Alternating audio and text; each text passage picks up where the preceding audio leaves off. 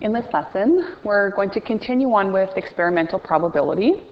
We're going to learn how to find the missing value in regards to experimental probability. In this first example, a sports equipment manufacturing company is producing basketballs. When 276 basketballs were tested, 3 were found to be defective. So what is the probability that a basketball chosen at random will be defective? So for our probability, the numerator is how many of the basketballs were defective, and it tells us that 3 were defective. The denominator is how many basketballs were actually tested, and it tells us that 276 basketballs were tested. So the probability is 3 out of 276. So if the store buys 5,000 basketballs, how many are likely to be defective? So we already know that 3 out of 276 basketballs are defective. What we want to find out is how many basketballs are defective out of 5,000. So what we've got here in the numerator, we have the defective ones. And in the denominator, this is the totals. We need to, when we set up this proportion, we need to keep it consistent. The defective numbers need to both be in the numerator. The totals need to both be in the denominator.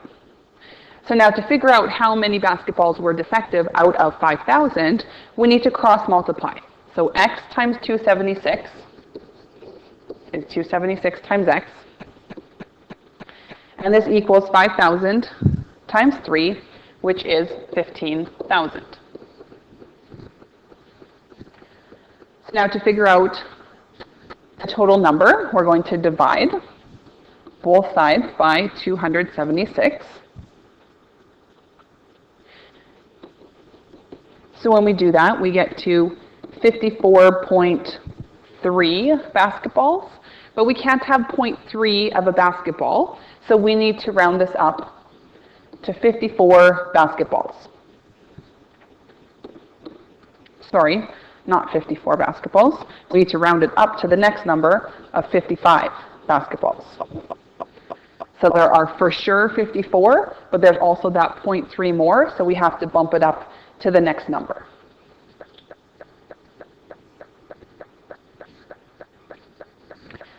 Skylar is a veterinary assistant. She assisted in the delivery of Dalmatian puppies and found that one of the puppies was born deaf. She did research and found a study that tested 2,225 Dalmatian puppies. The study found that the probability of puppies being born deaf was 2 out of 25. How many puppies were born deaf? So we're talking about how many puppies in this study of 2,225 were born deaf. So our probability is 2 out of 25. So the 2 is the puppies that were born deaf. The 25 is the total. So to set up a proportion, it asks us how many puppies were born deaf. So that's what we're looking for. That's the X part.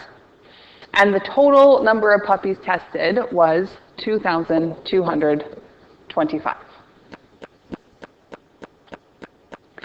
So now we want to cross multiply. So we'll get 25x equals 2 times 2,225. Will give us 4,450. To figure out what the x is, we just need to divide by 25 on both sides. And when we do that, we'll get 178 puppies. So that's how many were born deaf out of the sample size of 2,225.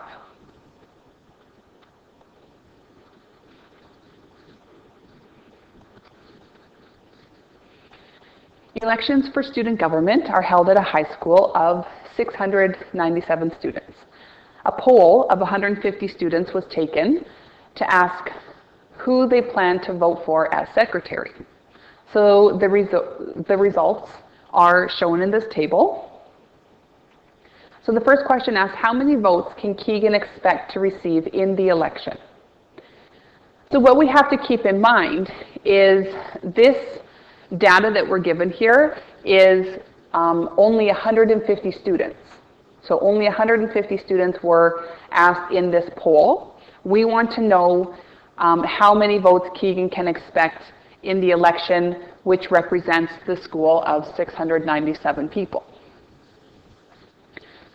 So for this one, again, we need to make a proportion. So we want to know how many votes Keegan will get. So Keegan will receive 50 votes out of the 150 students that were asked in this poll. So this table here only represents 150 students. We want to figure out how many votes will Keegan get out of the total school of 697 students. So we want to cross multiply, so x times 150, and this will equal 50 times 697, which is 34,850. So now divide out the 150. When we do that, we will get 232.3, so we're going to round it up to 233 votes.